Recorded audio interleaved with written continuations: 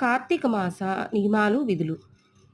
తదియనాడు పండితులకి, గురువులకి తులసిమాలను సమర్పించడం వల్ల తెలివితేటలు వృద్ధి అవుతాయి. చవితి నాడు పగలంతా ఉపవసించి సాయంత్రం వేళ గణపతిని గరికతో పూజించి, ఆ గరికను తలగడ క్రింద పెట్టుకొని పడుకుంటే దుస్వప్న దోషాలు తొలగి సకల సంపదలు కలుగుతాయి. పంచమి నాడు చీమలకు నూకలు చల్లడం, శునకాలకు అన్నం తినిపించడం శుభ ఫలితాలనిస్తుంది. షష్ఠి నాడు గ్రామ దేవతలకు పూజ జరిపించడం మంచిది.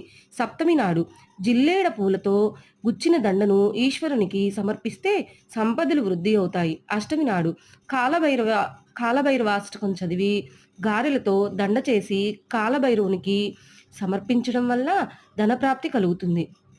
నవమి నాడు వెండి లేదా రాగి కలశంలో నీరు పోసి పండితునికి దానమిస్తే పితృదేవతలు తరిస్తారు.